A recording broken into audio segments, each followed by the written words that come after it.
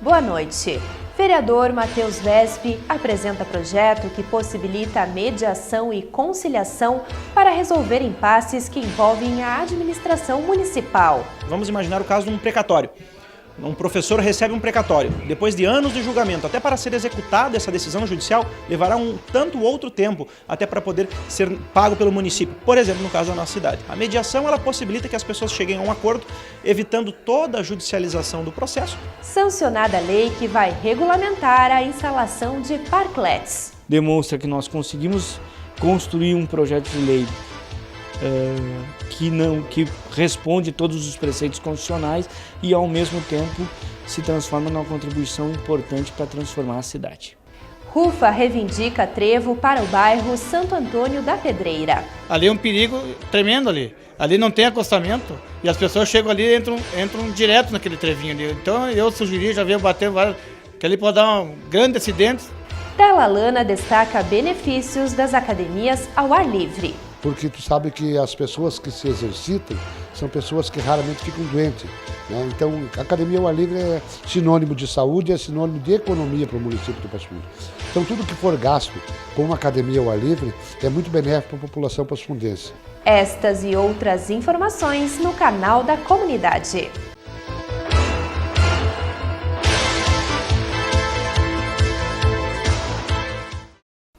Facilitar a resolução de conflitos através do diálogo é o que pretende o vereador Matheus Wesp através de um projeto de lei protocolado na Câmara. O parlamentar quer criar uma central de mediação e conciliação envolvendo a administração municipal. Segundo o proponente, o órgão será composto por 3 câmaras: a Câmara de Indenizações Administrativas, de Mediação e Conciliação e de Precatórios e Requisição de Pequeno Valor. Com esta central, espera-se reduzir o número de demandas judicializadas, assim como os gastos públicos. O objetivo da lei de mediação e conciliação é criar um mecanismo alternativo para que nós evitemos judicializar todas as demandas. E, de fato, mesmo as questões que já foram judicializadas, que elas possam sofrer um acordo, que é a mediação, e aí nós possamos dar uma solução aos problemas de forma mais rápida e eficaz. O que é a mediação e a conciliação? Nós sabemos que hoje, pela demanda e também pelos diversos trâmites que levam as pessoas a chegar até o Poder Judiciário, muitas vezes os seus problemas levam anos, não só para obterem o julgamento, como até para serem executadas as demandas depois de já julgados. Então, por exemplo, vamos imaginar o caso de um precatório. Um professor recebe um precatório. Depois de anos de julgamento, até para ser executada essa decisão judicial, levará um tanto outro tempo até para poder ser pago pelo município. Por exemplo, no caso da nossa cidade. A mediação ela possibilita que as pessoas cheguem a um acordo, evitando toda a judicialização do processo e que aí, através de uma mediação ou conciliação, por exemplo, no caso do precatório ou de um RPV, que é uma requisição de pequeno valor, ou mesmo de assuntos envolvendo a administração e os contribuintes em aspectos tributários, como, por exemplo, dívidas de IPTU, que são inúmeras em nossa cidade, os munícipes possam negociar por meio de um acordo, que depois, se chegar a um termo, esse acordo será homologado por um juiz, dando rápida solução aos problemas dos nossos cidadãos. O intuito do parlamentar é inserir a administração de Passo Fundo nesse novo contexto jurídico, já consolidado fora da esfera pública. Nós temos a legislação federal altamente especializada nesse intuito. Nós temos diversas câmaras já Brasil afora, inclusive em outros municípios, para citar, por exemplo, o município de Porto Alegre, que já tem trabalhado no sentido de criar câmaras de mediação exatamente para desafogar os assuntos que são envolvidos da administração pública e tornar, claro, a solução dos problemas mais rápida e eficaz. Conforme o texto, os interessados na conciliação deverão apresentar a sua proposta na Procuradoria-Geral do município. O projeto esclarece que as partes envolvidas poderão ser assistidas por advogados ou defensores públicos. Nós evitamos concentrar todas as necessidades de realizar a mediação e a conciliação na Procuradoria-Geral do município, até porque não adiantaria nós desafogarmos o Judiciário para afogarmos a Procuradoria-Geral do município. Então, principalmente porque o município de Passo Fundo também é um polo universitário, nós temos aqui diversas faculdades de Direito, como por exemplo a Faculdade MED, João Paulo II, o UPF, a Anhanguera, que nós possamos trazer os núcleos jurídicos das faculdades, claro, desde que as faculdades tenham professores cadastrados no Conselho Nacional de Justiça, que é o CNJ, que é o órgão responsável para cadastrar os mediadores, E se as faculdades tiverem professores cadastrados, como é o caso até da faculdade IMED, aqui em Passo Fundo, que tem 2 professores em vias de cadastramento, poderão aí até desafogar a própria Procuradoria do município, dando uma oportunidade para que os alunos tenham um aprendizado diferenciado comparado a outros cursos de direito da região, e também nós consigamos aí, é claro, retirando não só do Poder Judiciário, como da Procuradoria-Geral do município, a solução desses problemas e possamos colocar a comunidade em contato direto e mais rápido com aquilo que ela precisa ser resolvido.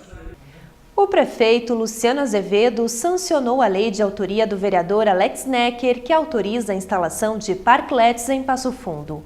A matéria foi publicada no Diário Oficial e regulamenta a construção de mini áreas de lazer nos espaços públicos.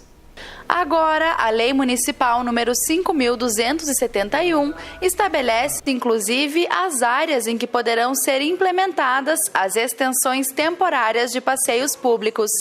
O autor do texto, o vereador Alex Necker, explicou a ideia dos espaços e como eles irão funcionar. O projeto de lei dos parklets é uma inovação que nos parece agrada aos grandes centros urbanos e tem sido uma política afirmativa, porque ela não é tão somente uma construção, algo que nós tenhamos ali meia dúzia de banquinhos e algumas mesas. Ela tem um conceito de cidade, um conceito de humanidade, que é a vivência de aproximar mais homens e mulheres que vivem em cidades que muitas vezes não se conhecem pela configuração que ela tem hoje, uma cidade que está sendo bastante verticalizada, com pouquíssimos espaços de lazer e de interação. Então, os parklets, eles são uma estrutura que está lá na lei, tem um tamanho X, pode ser dotado desse e daquele aparelho, serve para isso, tem o acesso gratuito, mas fundamentalmente ele representa um conceito novo para as cidades. Nós viemos avançando aqui na cidade de Passo Fundo na recuperação dos espaços públicos de esporte, lazer, de convivência da comunidade, e é uma contribuição que nós, o mandato do vereador Alex, o PCdoB, vem a dar para uma legislação que possa ampliar esses espaços agora para as regiões mais periféricas da cidade, para aquelas regiões que têm centro comercial, mas que não têm o espaço da praça, o espaço do canteiro, que isso possa ser aplicado para a cidade. Então, no meio de que nós vivemos um momento de que vários projetos de lei aprovados pelo parlamento têm recebido o veto do Executivo, alguns deles, na sua grande maioria, acertadamente, nós comemoramos com bom grado essa aprovação. Demonstra que nós conseguimos construir um projeto de lei que responde todos os preceitos constitucionais e, ao mesmo tempo, se transforma numa contribuição importante para transformar a cidade. Aconteceu ontem no 3º Regimento de Polícia Montada da Brigada Militar a cerimônia de chegada da centelha do fogo simbólico a Passo Fundo. O fogo ficará no 3º RPMON até o início das festividades alusivas ao 7 de setembro, quando será transferido para o Altar da Pátria. A programação oficial ainda está sendo desenvolvida, mas a Liga de Defesa já confirmou para o feriado a realização do tradicional desfile. E depois do intervalo, conheça algumas demandas enviadas ao Poder Executivo pelos vereadores. Ao todo, foram 290 indicações.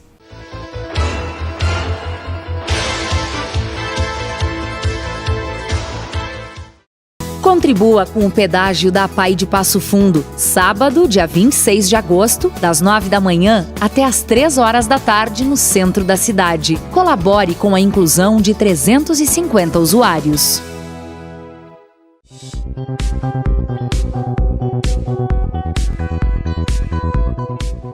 Cuidados que nós devemos ter com a eletricidade. Se você estiver em uma via pública e se deparar com fios de eletricidade, deve isolar o local, chamar uma equipe para que faça manutenção desse local sem jamais tocar nessa fiação. Também, quando estiver limpando, várias ocorrências acontecem em andaimes, alguém trabalhando em alguma obra ou alguém limpando vidraças muito próximo à eletricidade. Se encostar nesses fios pode ser fatal, então devemos tomar muito cuidado.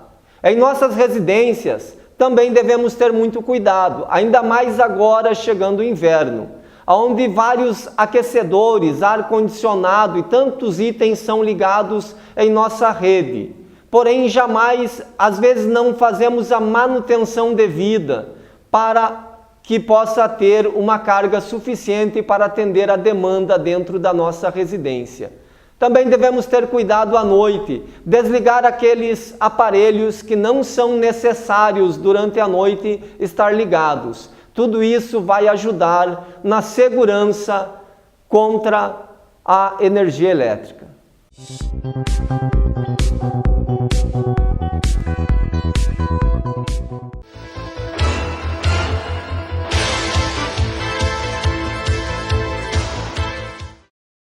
A Câmara dos Deputados adiou pela segunda vez a votação da proposta de emenda à Constituição com mudanças no sistema político brasileiro. Durante a sessão, os parlamentares não acordaram sobre a forma como seria feita a análise da PEC. O texto prevê a adoção do chamado Distritão para as eleições de 2018 e de 2020 e do chamado Distrito Misto a partir de 2022.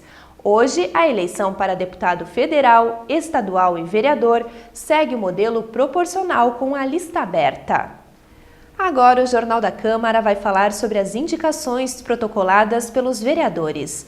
Só neste primeiro semestre, a 17ª legislatura enviou ao Executivo 290 documentos. Confira as demandas do progressista Cláudio Luiz Rufa Soldá.